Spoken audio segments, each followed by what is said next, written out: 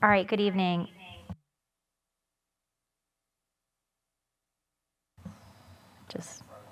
No, it's okay. All right.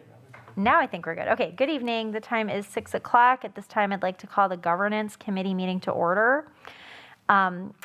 First order of business is to approve the agenda. Would somebody like to make a motion to do so?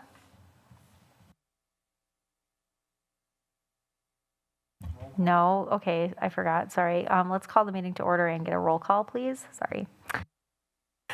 I thought we were going to skip that today. Okay, Spencer Anderson, I'm present. Megan Miller, Present? Sean Levy. Present. Roll reflects that all members are present, and Board Member Snyder is also with us. Perfect. Thank you. Sorry about that. I got really excited to approve the agenda. Would somebody like to make a motion to approve the agenda? So moved. Second. Great. Any discussion? Hearing none, all in favor, please say aye. Aye. Aye. Aye. Any opposed? Great. That takes us to item 1C, approval of the minutes. If we've all had a chance to look those over from August 24th at our last Governance Committee meeting, would somebody like to make a motion to approve the minutes?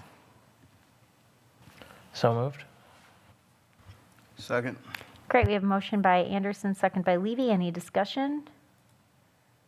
All in favor, please say aye. Aye. Aye. Aye. Any opposed? Great. So that takes us to our business this evening. Item 2A is the superintendent evaluation timeline and tools. So just a little bit of background, and then I'm going to turn it over to Dr. Kieser.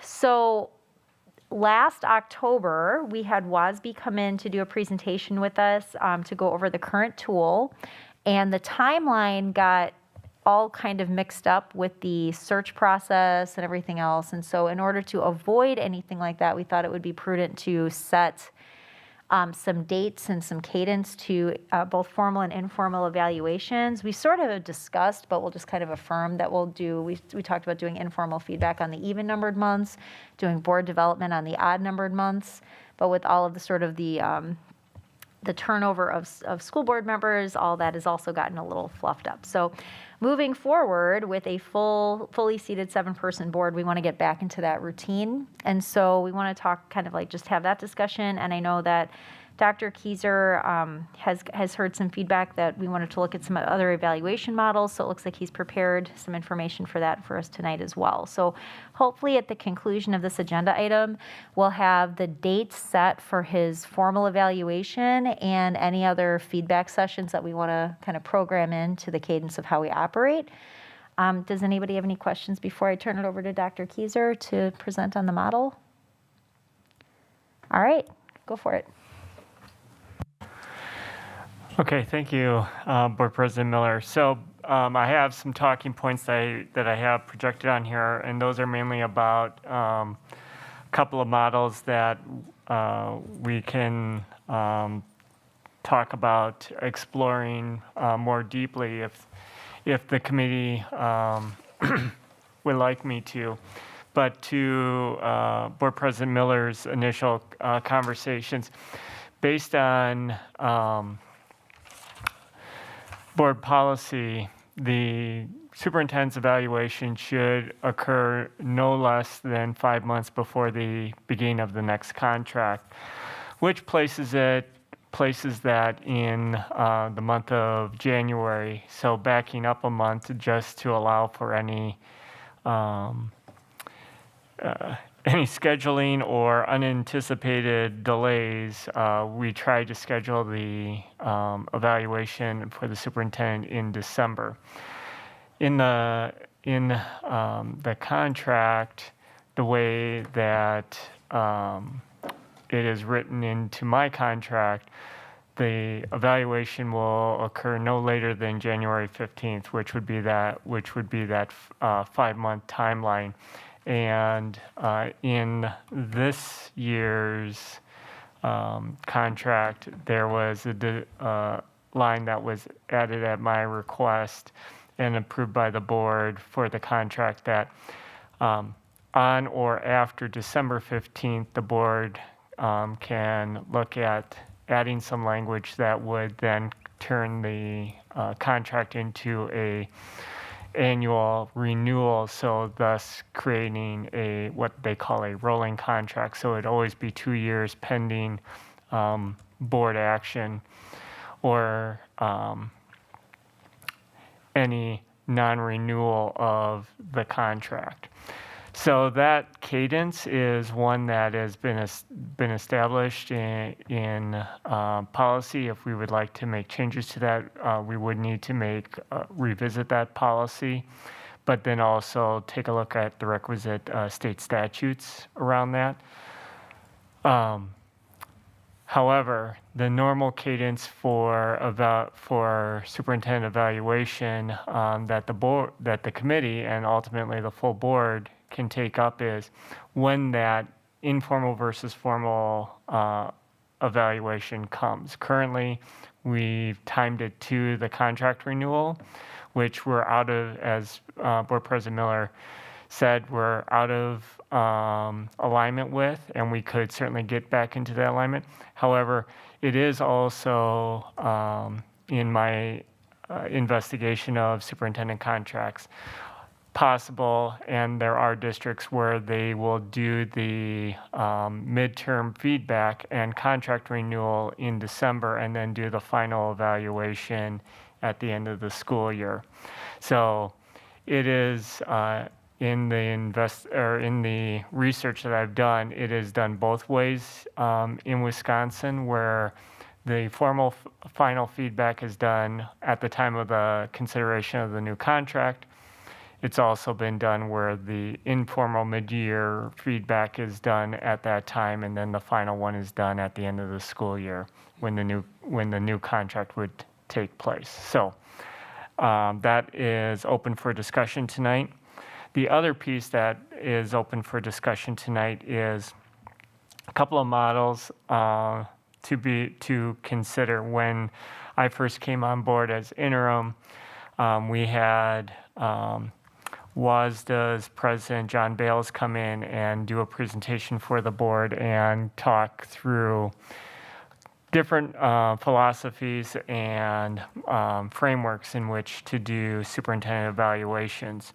And we, at that time with that board, landed on the evaluation structure that we are currently using. My recommendation is to finish out this current cycle with that, and that if we want to make a recommendation collaboratively to a new model, that we do that research beginning now and then come to a commitment on that moving forward at the time that we want to do my final evaluation, whenever that is structured. So that way we would start a new evaluation cycle with a new tool. The two tools that I investigate a little bit more, and I know there are, I've reached out to the organizations to get more feedback and have not heard back directly from them. So what I will present to you is what I am familiar with each of the models, and then open up for discussion.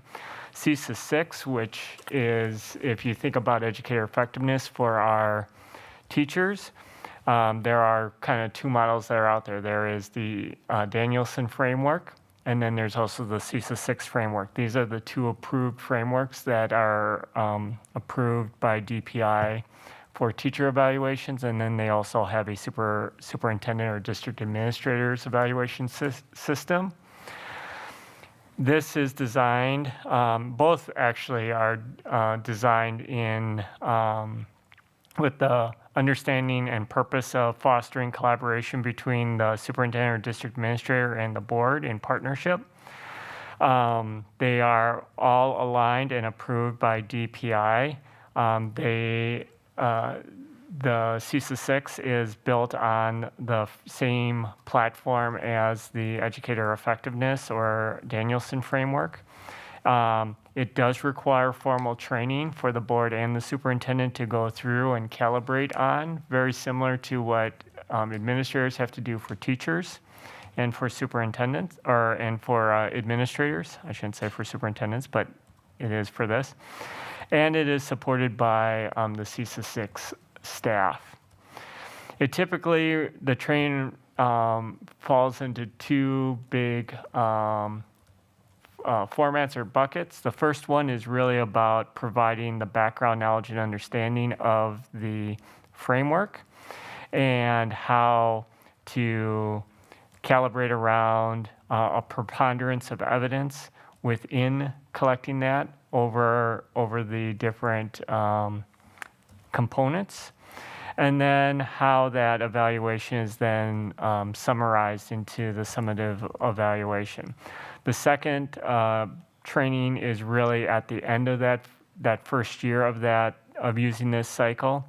And to the best that I understand, and again, not having had a sit-down conversation with the individual in charge of this particular tool at CISA 6, from my reading and research, it is that the board sits down with the trainer and goes through to help understand and calibrate the ratings for the superintendent or district administrator during that first one. And then you get into a cadence where you would refine the tools, and instead of doing all of the areas, would provide clarity and focus to the superintendent as to which areas to focus in on moving forward. A similar model, but through a different organization, the Wisconsin Association of School Boards, the WASB. This was a tool that both Board President Miller and I were exposed to at a summer training in Green Bay. Very similar outcomes, really about providing that strong board superintendent partnership, really creating that feedback loop. Also built on a framework with a scale and based on a preponderance of evidence across multiple measures and multiple components. This one, they do say they will provide some level of training, but not at the same level of calibration that the CISA 6 model has. I would say both CISA 6 and WASB are built off the same foundational frameworks in terms of the professional leadership standards for administration and building up from there. It is just how the tool's been built out and the level of support and training behind both. In WASB, they too also talk about it in terms of two types of meetings with the superintendent, and a formal and or formative and summative. And they talk about it in terms of the first year with the tool. They really talk about responding to the questions and prompts and all the components and summarizing the accomplishments. And then at the end of that first summative year, giving a set of focused criterion and competencies to hone in on for the next evaluation cycle. This is actually from WASB in their training, but it is very similar to the CISA 6 framework in terms of going through. They say that at least the first year and a minimum of every third year thereafter, although most cadences, I would say from talking with superintendents, it's an annual process when done well. And that the timeframes are, again, and this is kind of going back to the beginning piece of the timeline cadence, a mid-year in January where the contract is being talked about, and then a end-of-the-year reflection in the summer, and goal setting going into the upcoming year. Usually the feedback is within the 2 to 3 weeks. So this bullet point really talks to that the board meets, and then within 2 to 3 weeks of that board evaluation, there is feedback to the superintendent, either with the board president or with the board. So with that, those are our two frameworks to consider. And at this point, I will open up for questions, comments, or other discussion. Thank you so much for taking the time to investigate those models and for putting this together. Really appreciate it. No No, thank you. So does anybody have any questions or comments to start us off with? Go ahead. So you presented two different models. One of my questions would be is which one would you prefer as an administrator? Which one do you think would help you the best to make sure that we're giving you the correct feedback and make sure that we're giving you that clear guidance on what we want to do? Thank you for that question, Board Member Anderson. To me, the last part of your statement is the crux of what I'm really about. It's really not about the tool. It's really about getting the clear feedback. The reason why it is a collaborative effort is the tool's got to work for both, right? If I'm a person who just wants the narrative feedback, I might want to push in a direction that moves away from a Likert scale and all of that. However, that is harder for a board to do because board members don't see me in the day-to-day role. So I feel that the best tool for the board and superintendent is one that has components of both, that allows for both a rating per se around some tangible outcomes that the board does intersect with, which generally is, outcomes around academic achievement, fiscal responsibility, relationships with the board and the community and so forth. But then also that narrative feedback that allows the board to provide here's been my experience in working with Dan, either on an individual level or in a committee setting or in intersection with community members who have worked with Dan. I think it is worth the evaluation that if the board wants to look at some tools. I have two that are out here that I can get some more information, bring back to either the governance committee or the full board, and then I think we just engage in the dialogue and discussion with a time frame of, if we're going to make that switch when the next evaluation cycle begins, so that we don't try to switch the rules in the middle of the game. Yeah, I can definitely see your point about not switching until the end. And I just want to make sure that we're providing you the best opportunity that we can, because we want to make sure that we provide an area for you to grow and keep improving. And one of the most important parts for us is to make sure that we're evaluating you correctly and giving you that guidance that you need, and also the help that you need. And with also that being said, no matter what, I would be in favor of doing a training at least once every year. Again, one of the biggest roles that we have as a school board, right? So. Thank you. Those are great questions and comments, Mr. Anderson. We appreciate it. Vice President Levy, did you have anything to contribute? Yeah, there's a couple different things here. I definitely want to thank Superintendent Kieser for his work. One of the reasons that I ran for the board was a level of technical competence that I thought was not being exhibited. In our discussions and what we have learned is that over like the last 3-year period prior to our completing the evaluation we completed for you, that due to board member turnover in the past and superintendent turnover, that like the last 3 years, the superintendent received no evaluation. So to be serious about academic growth and goals, if the top employee is not being evaluated, it's just a horrible message sent all the way through the organization. So one of the things that we press for during this year when we were working on completing your evaluation. And there were many detours along the way.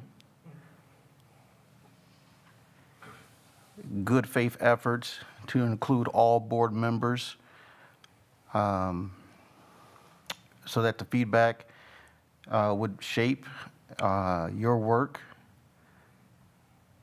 And, you know, life happens, people aren't here. We got it done because it needed to get done. It's embarrassing as a school board to not fulfill the requirements of our office. And it's totally unprofessional of us as the 7 people that are in charge of the district at that level and being the employers of the district to not provide the top employee the feedback that's necessary so that you can help us reach the goals that we have set together. And even as we went through some of the process of understanding what superintendent evaluation is, that there are some goals that need to be established by the board and the superintendent together. And understanding your role was a little bit limited because you were interim superintendent at the time. But going forward, there's responsibility that school board members have so that the superintendent's evaluation is a real tool of measurement of performance and helps the district to show progress. So that's just kind of the beginning of what I have to say about this area. I agree with you that you know, people have to learn what tool they're going to use. And so, you know, as we have successfully completed one evaluation, I'm fine with using the same tool again this year since we're already started in the year. But like if we were going to start with a new tool, that new tool would start in the 22-23 school year. That makes sense. And then secondly, I think that there's a number of things that you hit there. It's like state statutes, which dictate when evaluation needs to be done, because they're also going to have to include offering an extension of contracts. And these are things that board members, if it's not their life or how their contracts work in their personal employment, are things that they're not aware of. But also, too, when I talk about evaluation, you know, we've dealt with some employee issues that were related to evaluation, and that importance of us fulfilling the requirements that are listed in your contract and us fulfilling the policy as it is listed, as it's written, that those are deadlines that we have to meet. I said that in private with board members, and I'm saying it publicly, that, you know, I can't account for what other boards did, can only account for the time of my membership on the board and what I think is important and what I advocate for and continue to emphasize and remind people that we are not doing our job if we are not doing these things.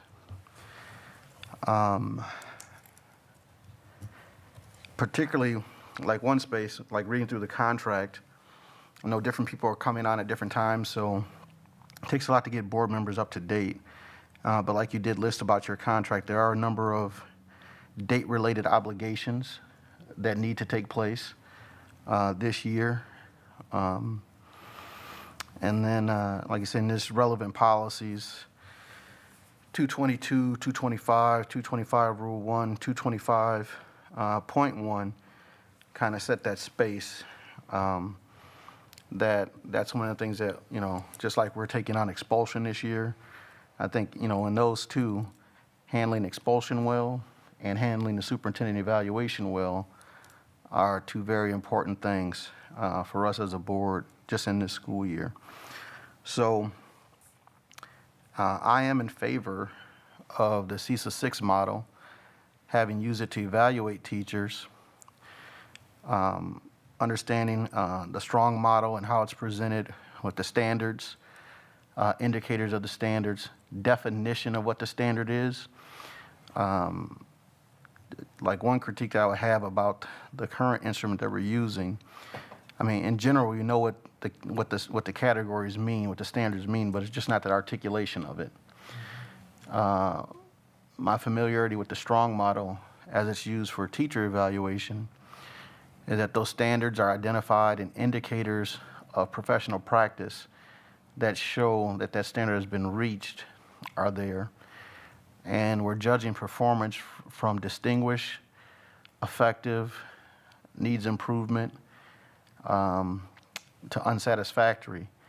And I think that one of the things that it does take that calibration and training, and that is something that should happen at least once a year for board members to be able to give that effective training to that. I think, and when it comes to superintendent evaluation, there's 7 board members, and we do have individual meetings with you, so you hear individual feedback.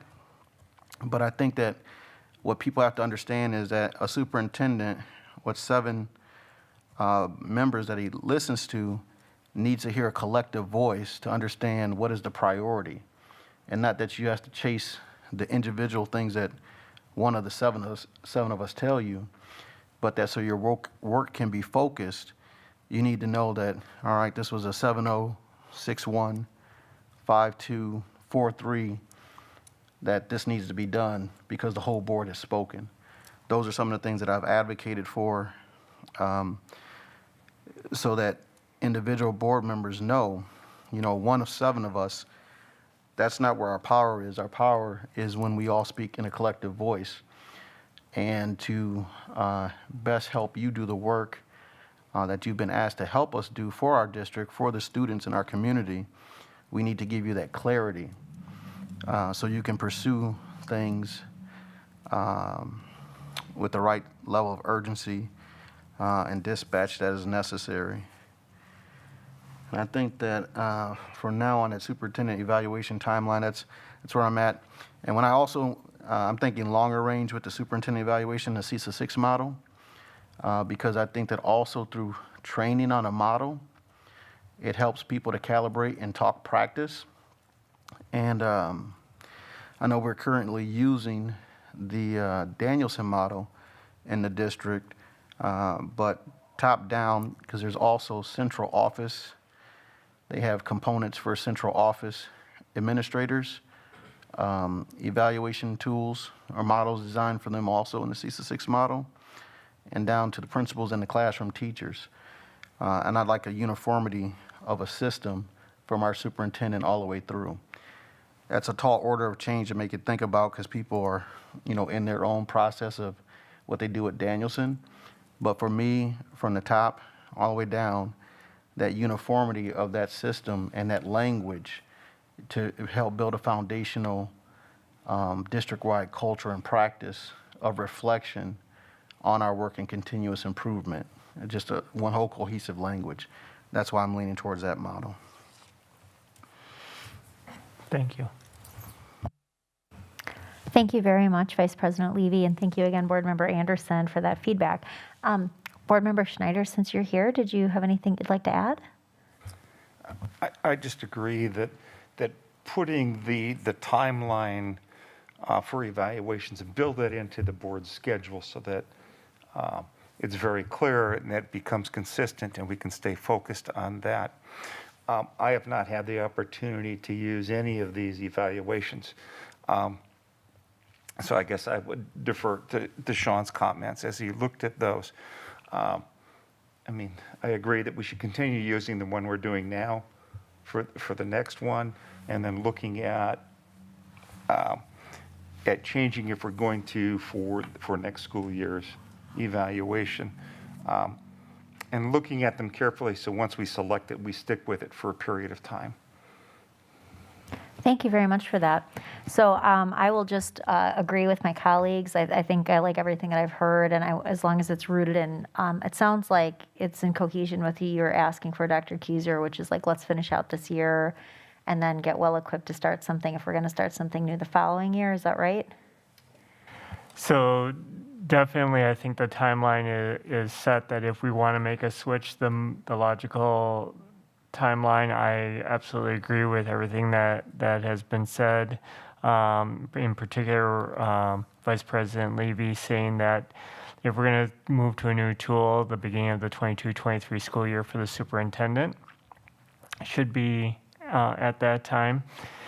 I am absolutely fine with researching and getting more information about one or both of these models and bring a presentation to the full board so that the full board can be educated on, and then provide feedback to the governance committee, and then ultimately to the conversation that we need to have with myself and the board for the tool moving forward. That sounds great. Thank you. As I'm hearing this discussion, it brings to mind what I think will be a future agenda item, which is to kind of formalize a calendar. We currently have a board calendar of topics that need to occur in each month that keeps us calibrated. And one thing that Dr. Keyser and I discussed at was it the WASB? It was the governance retreat or conference? I can't remember what it was called. Yeah, at the workshop? The workshop. Yeah, I couldn't remember the term. Thanks.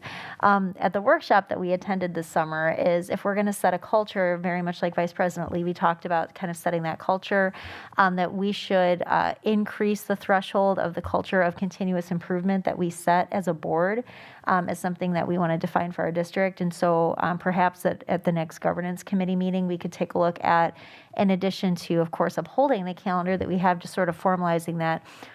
There are routines for professional development for the board, and there are routines for formal and informal feedback for the superintendent, kind of to Board Member Schneider's point, and the point that I think Vice President Levy made resoundingly clear that we need to stay on deadline and stay on schedule, right, with these things. So I will, if everybody is okay with that at our next governance committee meeting, I'd like to maybe bring that up as an item to kind of make more robust the calendars that we currently have. Does that sound okay to everybody? But more to the point for this agenda item tonight, let's establish for the rest of the 21-22 school year the actual dates that will be, or the proposed dates at least, that we will be carrying out Dr. Keyser's evaluation, and whether or not we want to build in another, like a reflective piece in June, et cetera. Go ahead, please, Vice President Levy. No, I mean, there's a lot there. I think that, one of the things that, like I said, as a board member, just because of my experience as administrator performing teacher evaluation, knowing what to do in the superintendent evaluation, that same framework is what was helpful for me. I would say that what you have mentioned, yeah, we do need to set dates and things like that. But I don't want to do that work right now tonight, because that's the type of thing that you got to think about and come with a plan versus trying to figure it all out tonight. It's going to take a little bit longer. I think that a point that I want to bring up too is Dr. Keyser just finished his interim year as superintendent, and you've never done a thing until you've done a thing. And so, like I said, he was interim superintendent and threw his name back in the ring. He was granted a 2-year contract, and he finished the year. And I said, so one of the ways that, no matter how we rated him, he got the next year. So he got the 2-year contract, so he did that. I think that one part that is missed, and I'm going to make an emphasis here, is that as a superintendent, and things that I've learned in class, is like this is the first time where like a person is almost really in charge of their whole evaluation or leading somebody else through it. So the position that he found himself in is I'm supposed to get evaluated, and all these people keep changing, and they're telling me it's going to happen, but it hasn't happened. I'm speaking for him right now. That's a different space as an employee. Also, the very nature of how his work is public, and like it was front page of the newspaper today, the things that we did share with him and his performance. And that's when I say that board members that are sitting now and those who would like to serve on the board, you got to take the responsibility seriously of what your role is.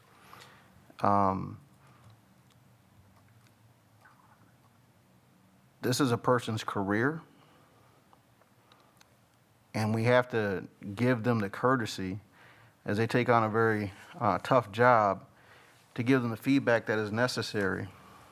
And so, and there's a balance because it's about a relationship, but there's some parts of the relationship where we can lean on the employee and think that this person is going to do everything.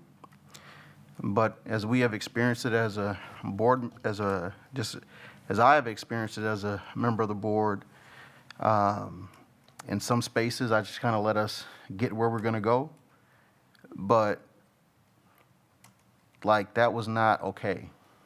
I want to reemphasize that again, because even as we work with him in relationship, it is our responsibility, the 7 of us, to manage this process also. It's not totally like, hey, we'll get to wherever he takes us. No, this is one of those things that we're responsible for, and we have to take a more active step in doing it than we have done in the past.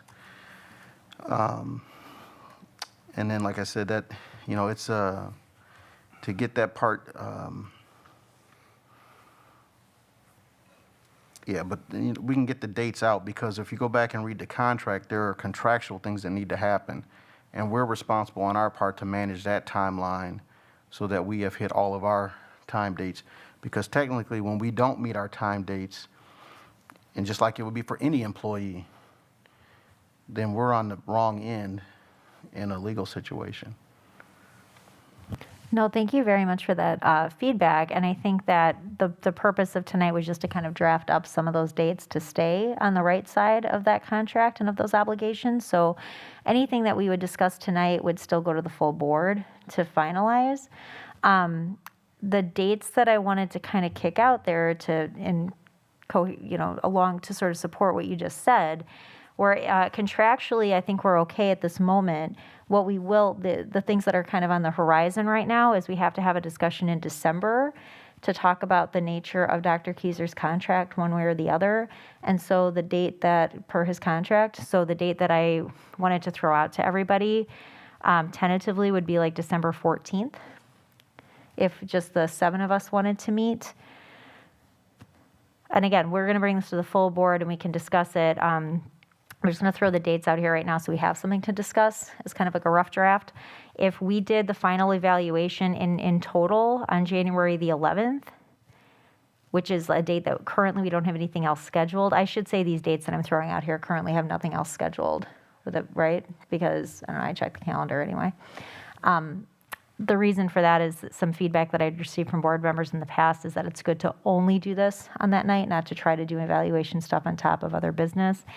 And then if we were willing to meet the very next day, which would be a Wednesday, January 12th, I thought we could sit down and give that formal feedback to Dr. Keyser so that we stay far ahead of that January 15th deadline. But of course, like you said, things come up. If that gives us a little bit of wiggle room if things were to arise. But looking at, if everybody wants to take a moment, pull up their calendars, I guess, again, the purpose of the December 14th date would be to honor the part of the contract that that we have at Dr. Keyser this year, where we look at whether or not to do a rolling contract, like he mentioned at the beginning of the meeting, possibly January 11th for the full board evaluation with just the 7 of us to determine that final evaluation using the same tool that we just piloted, I guess, or that we just utilized. And then doing the 12th as a feedback date. Okay. I can always. And Dr. Keyser's pointing out to me that we tentatively have scheduled a meeting with a board development night on December 14th. But if we maybe want to look to that week, or if we maybe wanted to reschedule that board development date, or we could just look to later that week too, if that works. So what are people's current thoughts right now?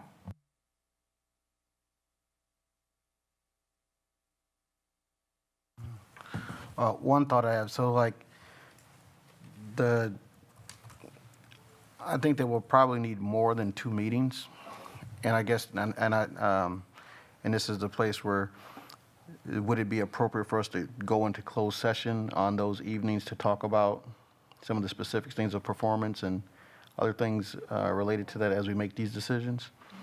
Okay, so like just to even explain to people what this rolling contract provision is and have to look at the contract and discuss certain things. And even as we're, you know, as the 7 of us sit down to discuss that aspect of the contract, there's also other things that could be discussed that are in the contract at that time too. So I think that just to even be able to make a decision regarding that provision on December 14th, there's almost like, hey, you need to understand what this is. And also at that time, is Rob, does he work with, he's working directly with us on that too? He could, yeah. Okay, so with legal and board members in closed session, I think that we need to tee up what the decision on the 14th is about. There almost needs to be an overview of the contract and then what the requirements are related to evaluation, because especially for our 3 new board members, they may or may not have even seen this to understand the things that are coming up. Absolutely, and I really appreciate what you just said there. So I'm going to toss it up to other board members. But as I'm looking at our calendar, I know we were Dr. Keyser was clever enough to kind of help us arrange the board meetings in such a way to anticipate holiday issues and not give us any crunch times unnecessarily. So we've got some pockets of time there, and I'm wondering what people think about adding a board agenda item onto maybe like the November, I'm looking, the only other meeting we have scheduled that's not tomorrow as a regular board meeting would be November 16th. How people would feel about just carving out some time on November 16th to kind of refresh everybody on the details of that contract and then finalizing the dates that we would need to determine just that December piece. Do we want to just start with November 16th, and then the purpose of that agenda item would be to say, here are the things coming up next month that by, the next few weeks need to be determined. Here's what they are. Here's how that works in the contract. What time or times are necessary for us to be able to kind of wisely execute that part of the contract? Is that a good place to start? Okay, so that's not necessarily something we have to bring to the full board. We'll just add that to the agenda and then we'll discuss it as a full board, okay? So starting with that, and then Vice President Levy, do you think that with, given that pocket of time that we're gonna open up on the 16th, would we similarly then in December, either at the December 7th or December 21st business meeting, in open session again, just talk about, okay, so the next piece of Dr. Keyser's evaluation is going to entail using our tool and just, certainly nothing closed session, but just any open session process type discussions that need any kind of clarity, especially for our new board members. We can include something on either the December 7th or the December 21st agenda just to talk about procedurally what we're doing, kind of as a refresher. Do you think that that would be smart? And then just setting a date in January to do that final evaluation, or what are your thoughts there? Yes, so I have a question. So like the contract started July 1, 2021. Right. And so when we're providing, that's like half a year performance when we evaluate by that January deadline. So like it's almost like you're going to get 2 evaluations in 1 year. So Dr. Keyser gave us 2 models to look at, right? So we looked at, like, we can either do a mid-year review and the contract renewal in January, or we could do a final evaluation, right, in January and just do like a feedback session in June. Is that kind of, do you want to elaborate on that? So here's where, without changing the rules of the game, we could change the timelines to this. So our practice or our cadence has been that we would end with a formal evaluation at the time of the contract renewal. However, given the time frame that we're in and the idea of looking at new models and potentially adopting a new model for the beginning of the 22-23 school year, we would, in essence, flip our timeline and say, we're taking the WASB timeline cadence that they propose, doing the midterm feedback, so the formative feedback at the time where the contract is negotiated, and then do the end of the year, literally at the end of the year, and then start a new evaluation cycle on that July 1st. That is what I understand from the conversation that Board President Miller was having. I do have a couple of clarifications in terms of the timeline and making sure that we have that all on the calendar, just so that all the community and the board members listening in understand November, December. We, in December, moved all of our board meetings up 1 week. So actually, the December 14th board meeting, you'll see that's the only one that's quote unquote listed in December. The other one is actually going to be on November 30th. So we all actually have 3 regular board meetings in November. We'll have the one tomorrow night, we'll have the one on the 16th, and then we'll have the one on the 30th. But that 30th one is really that kind of first board meeting in December. If I understand correctly, having a session on the 16th with Rob Buchema to talk over what the parameters of the contract are, so that on perhaps the 30th, have an open session discussion around the tools and recommendations about looking at a new tool for the 22-23 school year, and then formalizing that the contract extension conversation would be at a time where it would be a mid-year evaluation based on this current tool that we're using, and close out the year with my final feedback at the end of this current school year, and then switch potentially to a new tool come July 1st. That's my understanding of the conversation that we were having. Right, so, yeah, so this is, gets this is it. So from 7/1/21, which is already passed, until January 15th, 2022, we're giving feedback on half of the contract year. And then from 1/15/2022 till 6/30/2022, we're giving feedback on the other half of the year. Correct. Because then there's a board election around April. So people who have not participated in any of the conversations could be a part of the conversation at that time as their board members. But then this is that part of that thinking, that process, that it's all going to have to happen again. Like, another meeting with Rob to bring whoever may be elected, if there are new people on the board that need that conversation again.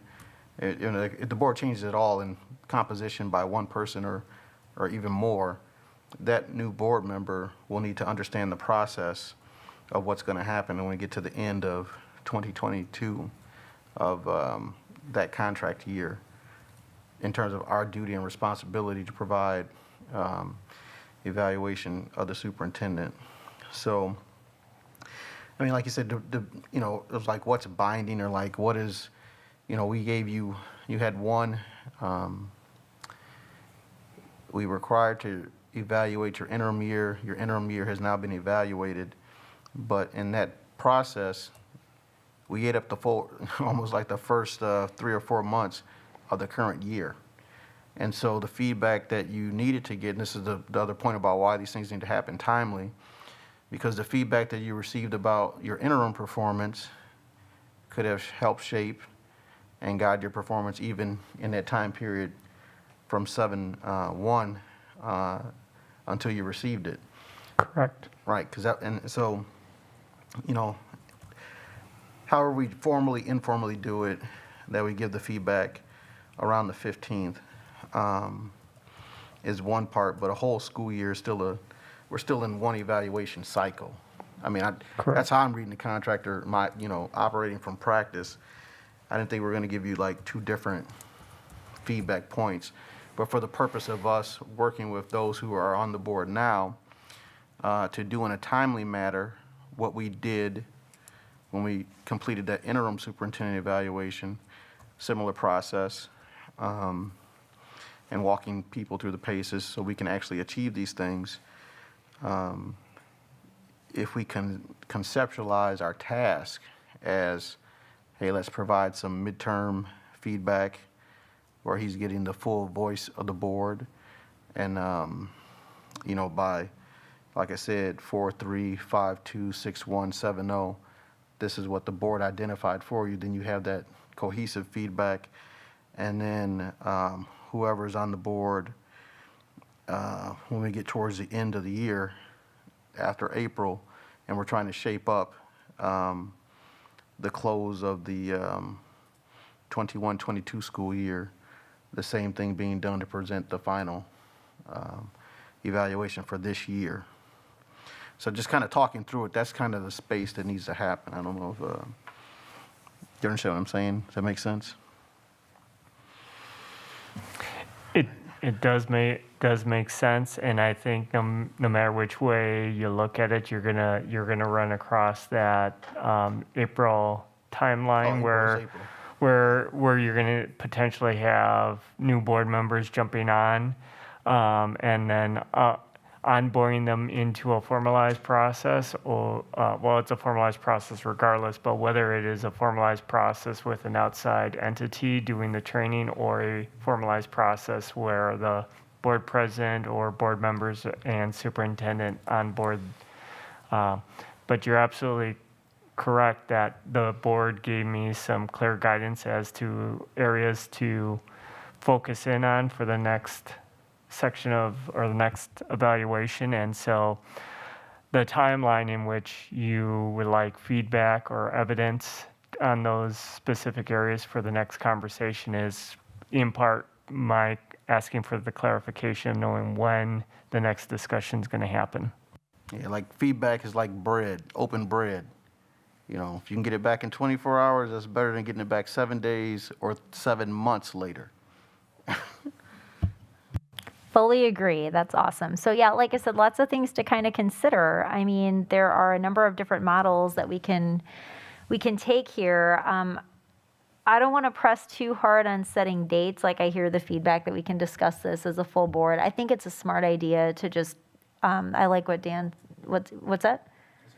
Put a marker on something. Yeah, just kind of to earmark like what needs to be done. So I mean, the first thing that we need to do is just have a discussion. Like I said, with the contract, we can decide as a full board one way or the other how we want to deal with that. So let's bring Rob in. I just want to kind of summarize back what I think I heard Dr. Keyser say, just to make sure we're all on the same page. Okay. So what I'm hearing is, and please jump in if you have different thoughts or if I've misstated. That on November 16th, we're okay with an agenda item in which Rob can get all of us as a board up to speed. We're a different board, right, than we were when we first had the contract, and it's appropriate, and actually segues into our next topic, it's appropriate to help onboard our new board members, that everybody's calibrated around, what our expectations are for this extremely important role. So at that time, on the 16th, I think it would be appropriate for us to set times to discuss that part of the contract. Furthermore, if on November 30th, also open session, full board discussion about how we want to approach the feedback, the formal feedback points for Dan, whether it's a mid-year review followed by a formal final summative review in June, or if we want to continue this, like we're going to do a final thing in January, or however, whatever makes sense to the whole group. I don't have a preference one way or the other, but we just, again, kind of in the spirit of what Vice President Levy was saying, we need to put some hard deadlines down.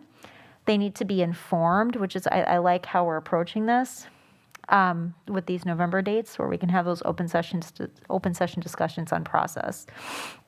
Does that make sense to everybody so far? Okay, Board Member Anderson, Board Member Schneider, since you're here, yep, okay. That sounds wonderful. So hopefully then the outcome of that by the completion of that item on November 30th, we'll have hopefully hard deadlines and a clear path forward for as we continue into Dr. Keyser's first permanent year, here's how he will be evaluated and when. Please go ahead, yeah. I would ask that we also go into closed session on that night to talk specific things again, and to have Rob there again, because you got to convene us while we're together to be able to. Absolutely. get to Would that you like space. Dr. Keyser in that closed session? He can come at a certain point, and then at a certain just point, kinda- it would be appropriate for him to leave because we're talking about him. Perfect. Go ahead, Dr. Keyser. He can start at both of them together, and then at a certain point, as we're discussing the contract and things with Rob, then it would be appropriate for him to leave. Yeah, so in part, the conversation on the 16th with Rob about the superintendent contract definitely would be a closed session conversation, particularly going through the details of those pieces. The open session piece could either be on the 16th in setting dates, or that could be on the 30th for setting dates, whichever, and I can connect with Board President Miller to make a final. Yeah, just to piggyback on that thought, Dr. Keyser, I guess what I was thinking, but we can switch because now I'm hearing some different stuff, and all of it's good, so it's all fine. What I was thinking for the 16th is if Rob and his team, or just Rob, can come in and be like, okay, here's just like a once over on like the things that are appropriate for open session about procedurally, like what we have to cover in the contract, just to get everybody on the same page, right? And then absolutely, I think it would be great for us to be able to go into closed session and have things that are closed session appropriate, that have specific things to do with performance, right? So, or whatever, that, and I'm assuming that's what that would entail if it's closed session, right? Thank you for clarifying that. So Yeah. I'll make sure that we put them back to back Yeah. so that we can go from the open session Yep. discussion to the closed session. Yeah, I think that would make sense if that were like our last open session item. Go ahead, Board Member What I Levy. was saying is I see on both nights a reason to go into closed session, but also some parts of it are appropriate for open Right. session discussion, so. Absolutely, and I guess I'm thinking for both, the 16th and the 30th, kind of that same pattern where we start with, here's legal explaining this stuff, like the general, the non-evaluative stuff, and then we go into close to have the specific conversation, and then we'll kind of rinse and repeat on the 30th. Does that sound okay? And if it's not appropriate, if we've exhausted the closed session stuff on the 16th, then we won't have to the 30th, but let's just plan for that. I think it's a smart idea just to be prepared and to carve out those spaces. And then, we can see how it goes. Okay, Board Member Anderson, are you good? Do you have any questions or thoughts? Good. You're good? Okay. Vice President Levy, good? Go ahead. So then in the end, so that's November, and then that's November, the two meetings, November 16th, November 30th. When we get to December 14th, are we trying to make a decision about that? So I want to Voting correct provision? myself because I didn't have in my notes that we were supposed to have a board development night that evening on December 14th with Mr. Howick, who's coming tomorrow. So if we were going to do something that week, it would be most likely not that Tuesday. And I think, Vice President Levy, I think at this point, we don't even really need to go that far since we've created the space on November 16th and the 30th to flesh out with the full board how we approach that. Because you're right, like some board members might want to do like, let's go into closed session to kind of have the initial discussion and then come back after, you know what I mean? I'm not sure how people are going to want to do it. So I Right. think it would be premature to set that date at this point. Oh, well, as a governance committee, the thing that I was going to say is like,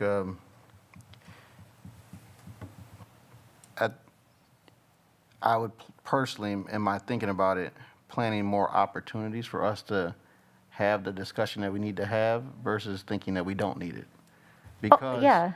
just like as we tried to complete the evaluation in the last iteration of it, it took more time. And I think that that's the space for people to be understanding of the things that we are doing, that there are some things, and this is one of them, that will take that much time.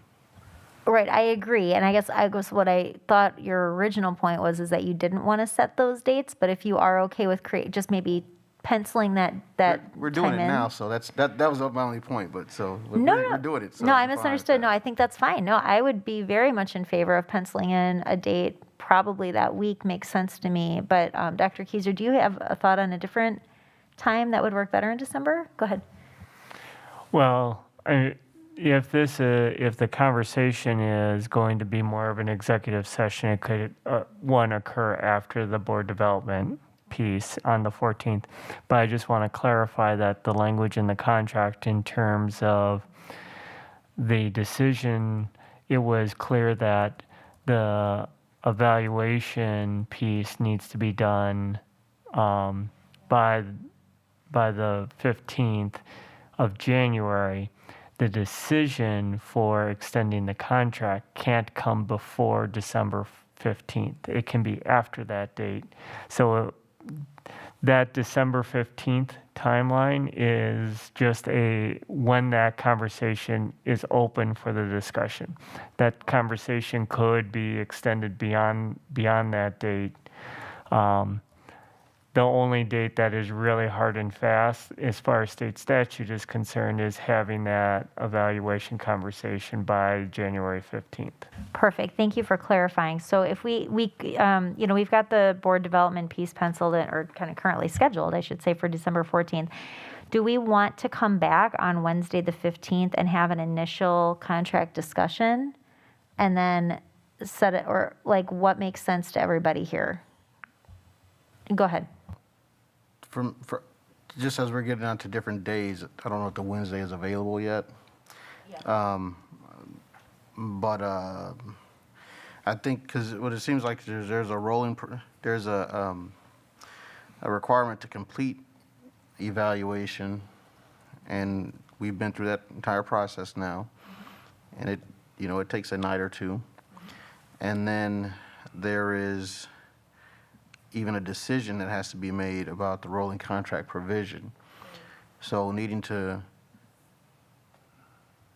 determine what's going to happen with that contract provision, and then also needing the time to complete the evaluation. We've got some dates in November.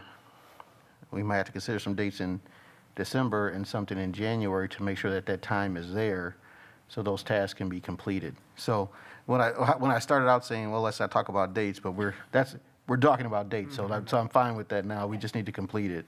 And I'm saying that we need to plan that those things take time, as we know they do. No, that sounds great. So I know you said, and I don't really want to get in the habit of scheduling stuff on Wednesdays if everybody's already available on Tuesdays.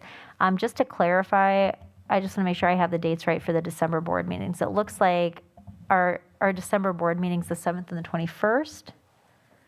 No, see, I've got it wrong on my calendar. So November 30th and December 14th. perfect. So why don't we? That works better. So what if we? Do we want to look at the 21st, or is that too close to the holidays? The 21st is during Oh, it's officially winter break. winter break. Got it. Well, we couldn't technically discuss, per the contract, the rollover piece prior to the 15th.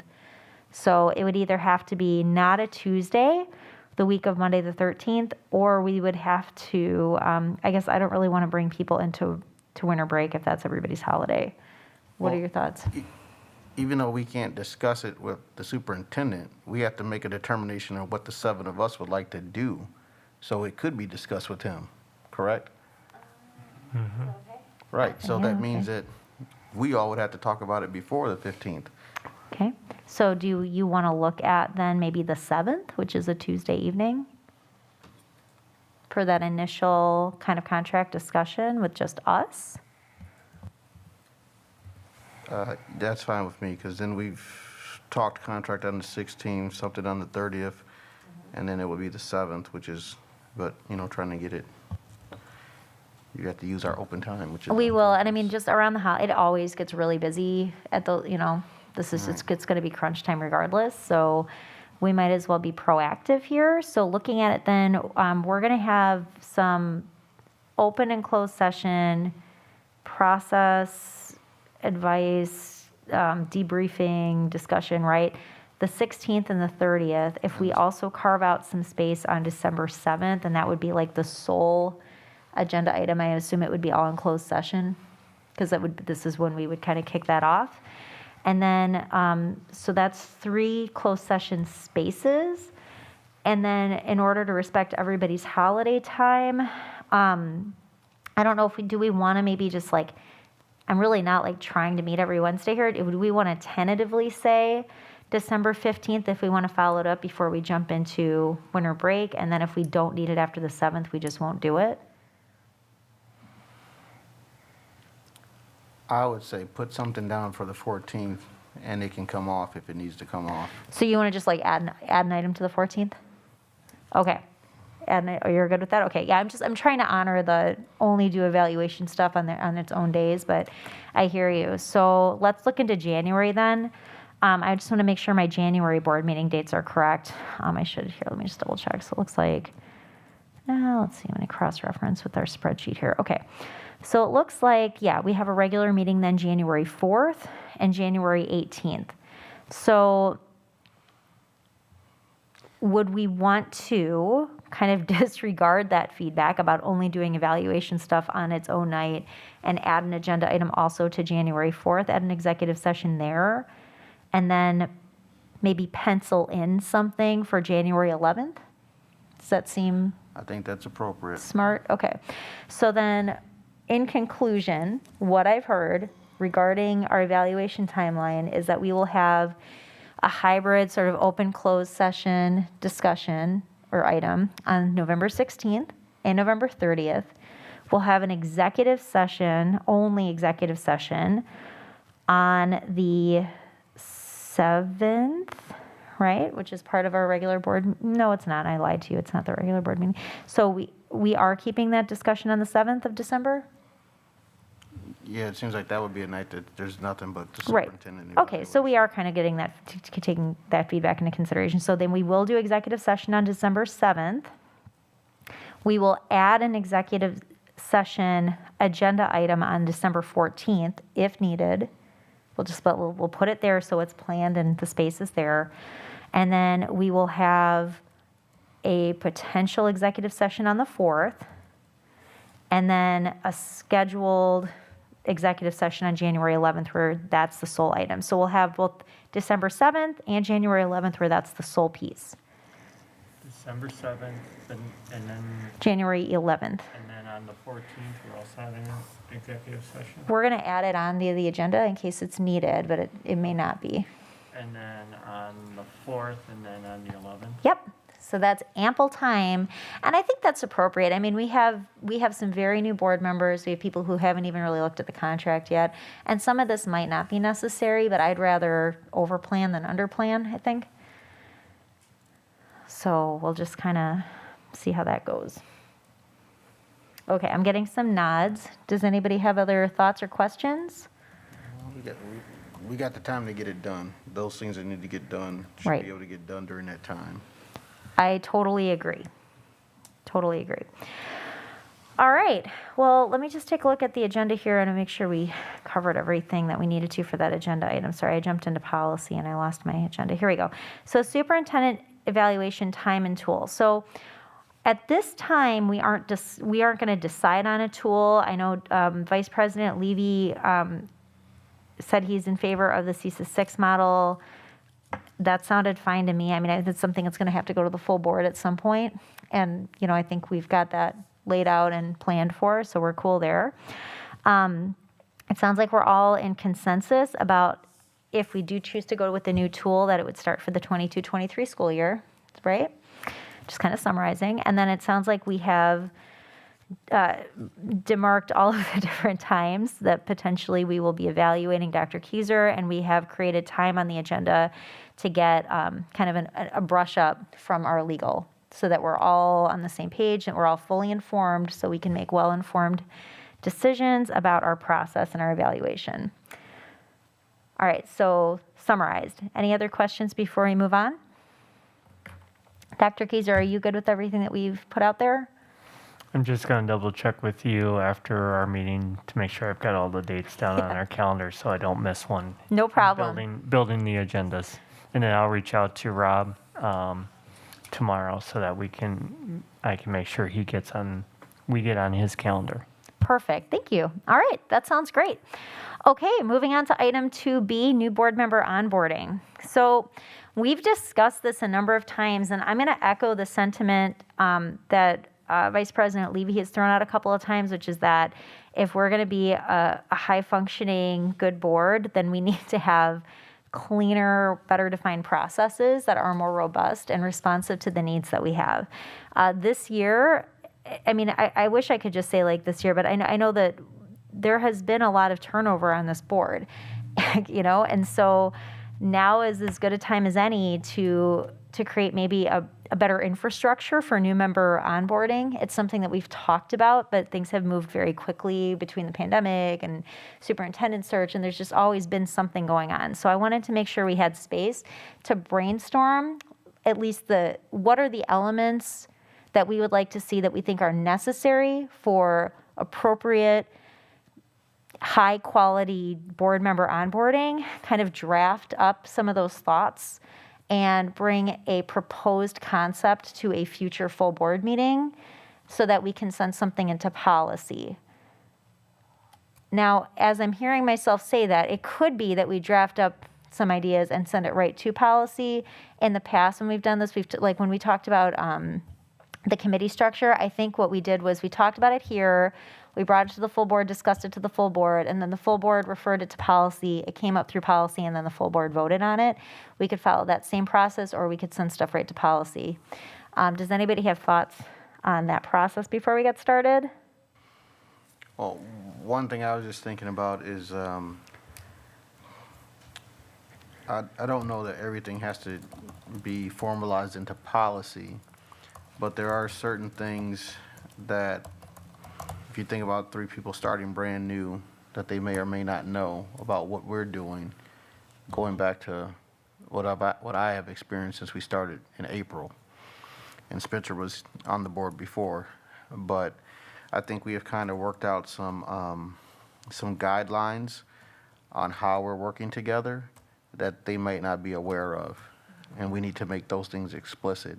Not so much that is policy, but it needs to be written down because it's kind of like in our heads, and it kind of governs how some of the things that we're doing, but we haven't made it explicit to them yet. That's a great point. And I think what you're talking about has to do with norms. Is that right? So one of the things that we're going to do tomorrow is we're going to start kind of to explore those norms and revisit them with Mr. Hoek. So that'll definitely be part of starting that conversation. It's certainly not going to be the end of that conversation. That'll definitely be part of it. Go ahead. But kind of like, so as an example, the way that we had talked about how we would facilitate our committees, and just that when we realize that things are not, well, in some place we talked about our committees where things are, if we kind of have a consensus, then things are moving forward, but that once we kind of experience that there's some contention with an item, that we're going to either move to vote for it, to kind of call the vote in that space to help us move and be productive, things like that, things about how certain things are coming up at our committee. And, if it's unanimous, it's unanimous and ends up in the consent agenda. But then there are other things that may end up in the consent agenda, but we're bringing people's attention to them. For people to even understand what the consent agenda is, why things end up there or not end up there. I mean, so those are just some of the things that I'm thinking about that I can remember off the top of my head right now. Why are we asking for roll call votes? Why are we trying to build consensus in our conversation sometimes before we move to a vote? Those are just things like that, like I say, it just might not be apparent to the new members what we're doing or why we're doing that or why they're experiencing what they're experiencing. I appreciate that. I'm jotting down some notes.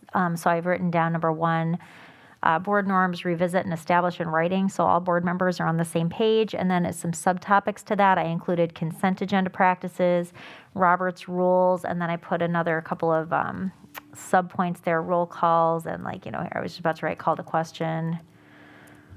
And that's not like what is considered acceptable and kind of polite, respectful practice.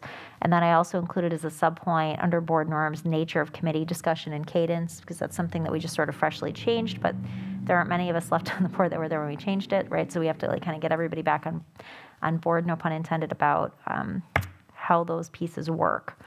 So if we were to maybe as an outcome of our meeting tomorrow suggest to Mr. Hoeg that, that we start to refresh in writing our board norms, I would like to put out there as a potential new board member onboarding that within a certain amount of time, the assigned mentor to that new board member would sit down, whether virtually or in person, and just go through all of those board norms with their mentee.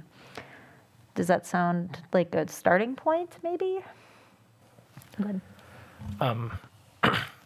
Well, talking about the mentor-mentee side, I don't think we've really assigned those yet to the new board members either, and I don't think Sean really had that full year with the mentor yet. So, John was great to me. I He- just want to say that on the record. yeah, when he was my mentor, he was absolutely awesome. Great guy to work with.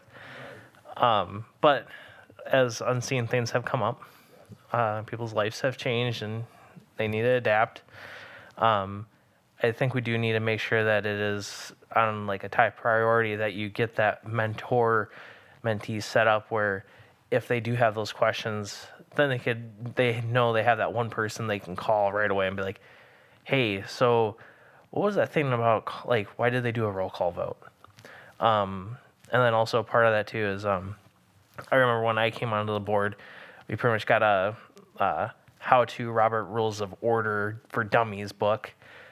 And I don't know if that was something that we're planning on doing again, but it was something good to have because at least it came through and you could actually say, okay, I have something now that I can read that they've clearly said, like it has what we need to know. Thank you so much for that, Board Member Anderson. So here's what I wrote down. I gleaned from what you said here is that, well, as an aside, we do need to still, and I was hoping we could do that tonight, like assign our mentor-mentees to our new board members. But yeah, to schedule that discussion of board norms with that mentee in an appropriate amount of time, and also to review the board agreements, which I think Vice President Levy, I think you alluded to that as well when you talked about kind of how we practice. And then what are the materials that we would want to sort of formalize? So I wrote down like the Roberts Rules book. I don't know about everybody else, but I got like a binder with all the 100 level policies. I found that to be very helpful because I'm like a paper and pencil person. So I've gone through and highlight, you know what I mean? I've gone through those pieces. I think Ms. Scho put those together for us, like back in the day. Some kind of like a notebook. I know it maybe seems trivial, but it's nice, to make sure everybody feels welcome and that they're properly equipped to participate in board meetings and things like that. While we're on that subject, are there other like kind of materials or resources that we think would be helpful to new board members before we get into the mentor discussion? Go ahead. Well, just going through like the technology part again, like logging into board docs, accessing the superintendent's update on Friday when it comes out. Our email communication about when we're emailing the board president and the superintendent, and when we're emailing the superintendent directly. Open records requests. I think that there's just some of the other ones that were coming to me as we're talking here. I definitely gotta say the technology side of it, it can be fairly complex. I mean, something that like you're used to, like on board docs. I remember I was helping you one day. It's like, where did the agendas go? Right. And it moves positions, and you don't notice it right away until someone's like, hey, well, it just got moved. So having that extra person to kind of like make sure that you have a good understanding of how everything is on that or on the platforms that we use. Thank you. That's great feedback. Yeah, making sure and just the protocol of how we use it, like in a hybrid meeting setting, I think is very important. regarding, well, I don't want to jump away from this conversation, so I'll summarize real quick, and then the next piece that we have to talk about is mentors and like how that works and what that looks like. So we've talked about board norms, revisit and establish them all in writing so that board members are on the same page, and that is going to be part of our practice with our kind of this coaching that we're going to be embarking on starting tomorrow.